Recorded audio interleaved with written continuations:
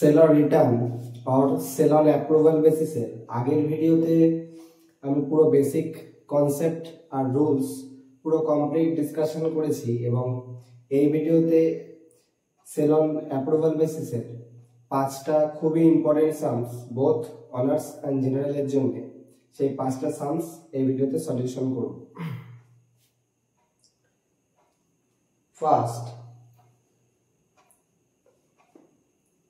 Messrs. Bose brother, a trader sent goods to his customer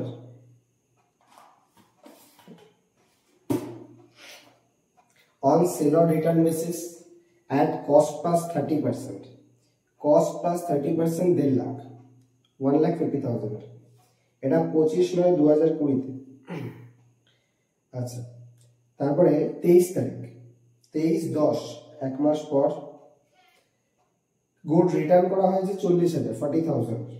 next 18/11 তারপরের মাসে receive letters of approval of customers confirming purchase of goods 71,000। এটা 2017 অনার্সে আসা question, খুবই important question. 31/12/2020 তে goods with customer awaiting approval দিচ্ছে 39,000। Date of return has not yet expired. রিটার্নের date এখনো এক্সপায়ার হচ্ছে না, তার মানে লাস্টেরটা ক্যান্সেলেশন করতে হবে। বলছে Messrs Bose brother record sale or return transaction as ordinary sales, you are required to pass necessary journal entries in the books of Messrs Bose brothers. আচ্ছা, ফার্স্টে আমরা যে অঙ্কটা দিয়েছে তার একটা ওয়ার্কিংস করে নেব।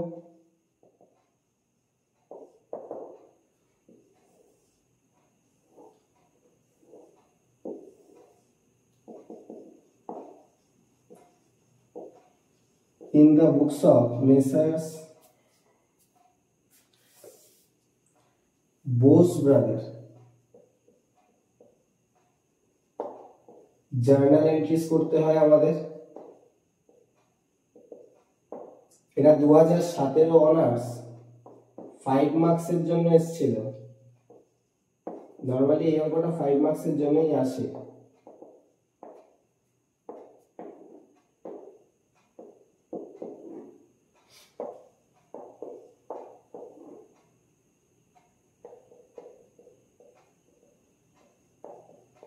Amount rupees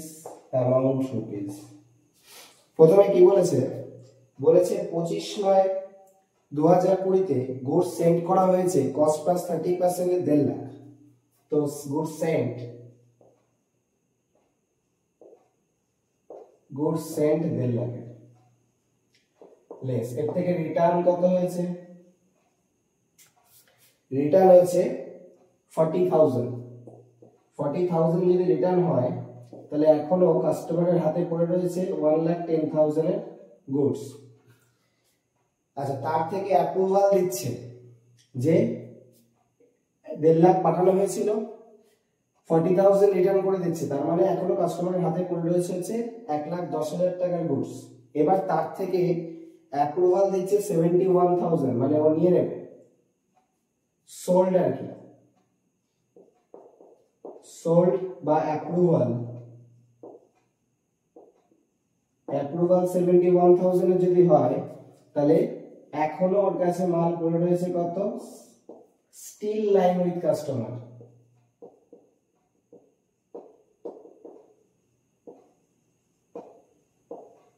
still lying with customer 39,000 এর মাল এখনো পড়ে রয়েছে, এক্সপায়ারি ডেটও যার হয়নি, তার মানে এটা ক্যান্সেলেশন করতে হবে, এবং ক্লোজিং স্টকে দেখাতে হবে। তাহলে আমার এখানে জার্নাল কটা হচ্ছে? একটা হচ্ছে গুডস সেন্টের জার্নাল হচ্ছে। গুডস সেন্টকে আমরা কিভাবে ধরি আগের ভিডিওতে আমি বলেছি। গুডস সেন্ট মানে আমরা অর্ডিনারি ক্রেডিট সেলস হিসেবে ট্রিট করি। অর্ডিনারি ক্রেডিট সেলস এর জার্নাল আমি জানি সানি লেটার টু সেলস করব, 1 নাম্বার জার্নাল। সেকেন্ড, রিটার্ন করলে কি হয়, ওই জার্নালটাকে রিভার্স করে দিতে হয়, মানে সেলস টু সানি লেটার 40,000 এর এই আরেকটা জার্নাল, সেকেন্ড জার্নাল করব। থার্ড, অ্যাপ্রুভালের জার্নাল করার দরকার হবে না, কারণ আমরা ফার্স্টেই যে মালটা সেন্ড করি কাস্টমারের কাছে সেল অন রিটার্ন বেসিসের ব্যাপারটা এটা, যেটা ফার্স্ট টাইম আমরা কাস্টমারের হাতে সেন্ড করি, ওটা আমরা প্রথমেই সেন্ড করার সাথে সাথে আমরা ক্রেডিট সেলস বলে রেকর্ড করে দিই। তো ক্রেডিট সেলস রেকর্ড করা হয়ে গেছে, তাহলে আবার 71,000 এর যদি আমি সোল্ড দেখাই বা অ্যাপ্রুভালে সোল্ড দেখাই তাহলে ওটা দুবার হয়ে যাবে। তো আমাদের আর করার দরকার হবে না, আমাদের অলরেডি করা হয়ে গেছে। তো এর কোনো জার্নাল এন্ট্রিজ দরকার নেই। এবার যেটা পড়ে রয়েছে সেটার আমি কন্ডিশন বলেছি, এটার এক্সপায়ারি ডেট শেষ হয়নি, কাস্টমারের হাতে পড়ে রয়েছে এবং এর কোনো অ্যাপ্রুভাল বা রিটার্ন সেটাও কাস্টমার বলছে না, ক্লিয়ার করছে না। সুতরাং এর আমার দুটো এন্ট্রি করতে হবে, একটা ক্যান্সেলেশনের জার্নাল আর একটা হচ্ছে ক্লোজিং স্টক হিসেবে শো করতে হবে। তো ফার্স্ট টাইম আমরা কি করব, এটার অর্ডিনারি ক্রেডিট সেলস দেখাবো। অর্ডিনারি ক্রেডিট সেলস মানে একটা ডেট আছে, ডেট দিয়েছে 25/9/2020।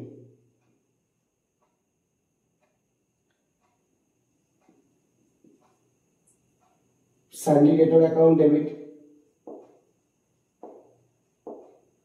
Sundry debtor account debit to sales account 1.5 lakh.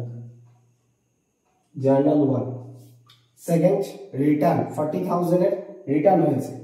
40,000 এর রিটার্নের ডেট হচ্ছে 23/10। 23/10 এ কি হচ্ছে রিটার্ন। তো রিটার্ন করতে গেলে আমাদের কি করতে হয়, জাস্ট ক্রেডিট সেলস জার্নালটাকে আমাদের রিভার্স করে দিতে হবে। Sales account debit to sundry debtor, amount বলা আছে কত, 40,000। 40,000 রিটার্ন হয়ে গেল, সেকেন্ড জার্নালও হয়ে গেল। ন্যারেশন লিখতে হবে, ন্যারেশন গুলো লিখছি না। নেক্সট, অ্যাপ্রুভাল দিচ্ছে 18 তারিখ। এর জার্নালটা আমার করার দরকার নেই, কারণ এটা অলরেডি আমার করা হয়ে গেছে একদম ফার্স্টেই। তো এর আমার সেকেন্ড বার জার্নাল করার কোনো প্রয়োজন নেই। লাস্টে যেটা আসছে সেটা আমার একটা জার্নাল করতে হবে, সেটা হচ্ছে ফার্স্ট এই 71,000 এর আমার একটা নোটস লিখে দেবো লাস্টে। আচ্ছা, এর যে জার্নালটা হচ্ছে ফার্স্ট হচ্ছে ক্যান্সেলেশনের জার্নাল। ক্যান্সেলেশনের জার্নাল হয় কি, তারিখ হচ্ছে ডিসেম্বর 31, মানে হচ্ছে 31/12। 31/12 sales account debit to debtor suspense. Sales debtor suspense কত, 39,000। এবার এর ক্লোজিং স্টক দেখাতে হবে। ক্লোজিং স্টকের জার্নাল এই সেম ডেটেই হয়। ক্লোজিং স্টকের জার্নাল হচ্ছে stock with customer, stock with customer account debit two trading account. এটা অল টাইম কস্ট প্রাইসে দেখাতে হবে। এগুলো সব আইপি তে দেখানো হয়েছে, আইপি মানে ইনভয়েস প্রাইসে দেখানো হয়েছে বা সেলিং প্রাইসে। এগুলো সব ইনভয়েস প্রাইসে দেখানো হয়েছে, শুধু এটা দেখানো হবে কস্ট প্রাইসে। কারণ ক্লোজিং স্টক আমরা অলওয়েজ কস্ট প্রাইসে নিই, ওপেনিং স্টক ক্লোজিং স্টক সব কস্ট প্রাইসে থাকে।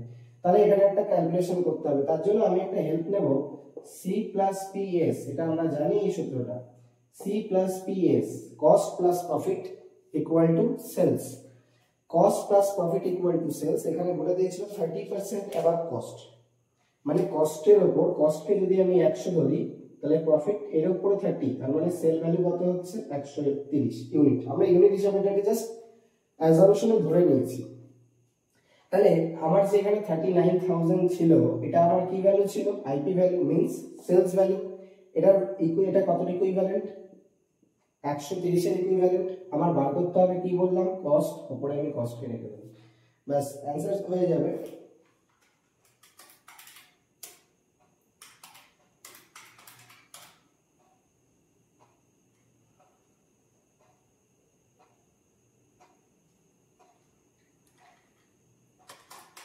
$39,000 into 100 by 130, 30,000। এই হচ্ছে আমার অঙ্ক শেষ। এখানে একটা আমাকে নোট দিয়ে দিতে হবে, যেটা আমি ন্যারেশন করলাম না। কত, November 18, November 18, the entry of goods approval